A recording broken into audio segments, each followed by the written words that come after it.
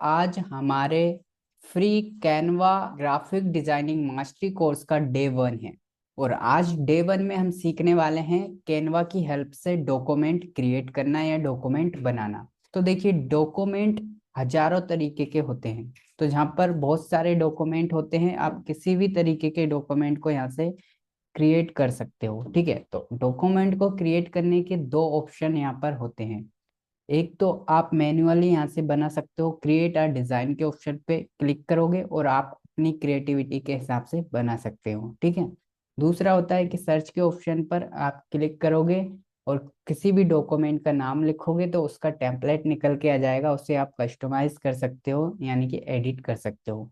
तो सभी प्रकार के डॉक्यूमेंट तो हम आपको बनाकर नहीं दिखा सकते, पर आप किसी भी प्रकार के डॉक्यूमेंट को बनाने के लिए इस वीडियो पर आए हैं तो आप सभी प्रकार के डॉक्यूमेंट बना सकते हो। तो आपको यहाँ पर डॉक्यूमेंट बनाने के लिए उस डॉक्यूमेंट का नाम लिखना है। जैसे कि मैं यहाँ पर सर्टिफिकेट्स लिख करके सर्च करता हूँ, तो यहाँ पर देखिए सर्टिफिकेट्स के टेम्पलेट आ जाते हैं।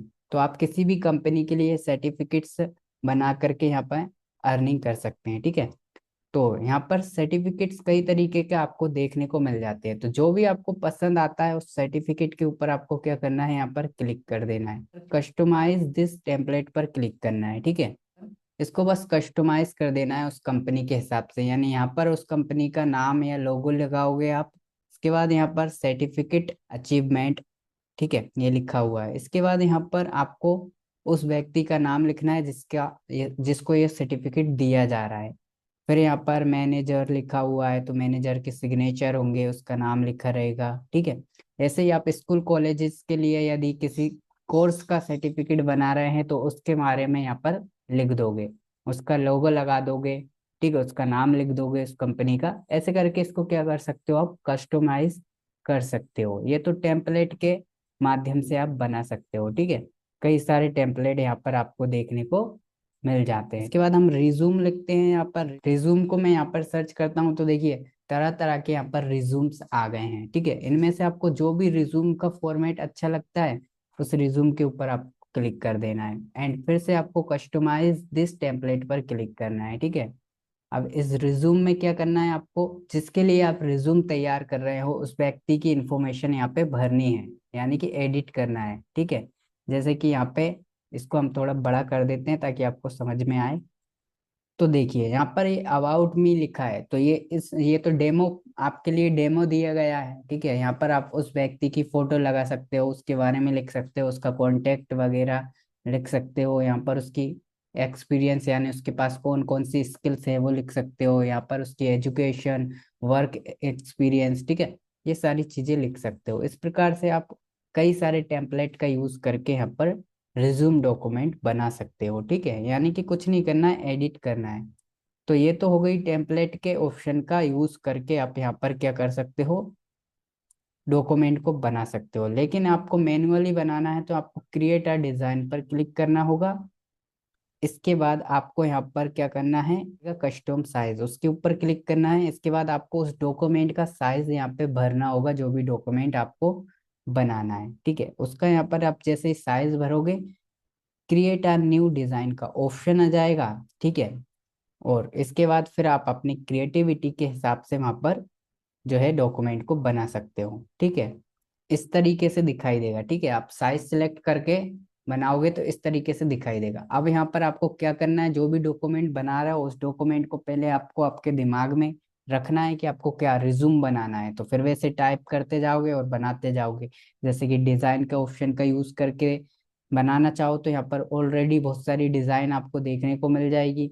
एलिमेंट्स का ऑप्शन रहेगा, यहाँ पर कोई भी एलिमेंट्स का आप क्या कर सकते हो, यहाँ पर यूज कर सकते हो। यानी कोई भी एलिमेंट्स आपको लगाना हो, फ्रेम वगैरह कोई भी आइकन लगाना हो, वो सर्च करके यहाँ से क्या कर सकते हो, लगा सकते हो उस डॉक्यूमेंट पे। टेक्स्ट यहाँ से लिख सकते हो, कई सारी फॉन्ट है, आपको डिजाइनें मिल जाएंगी। अपलोड के ऑप्शन पे क्लिक करके आप अपनी गैलरी से चीजों को ले सकते हो, वीडियोस को, इमेजेस को, ऑडियोस को।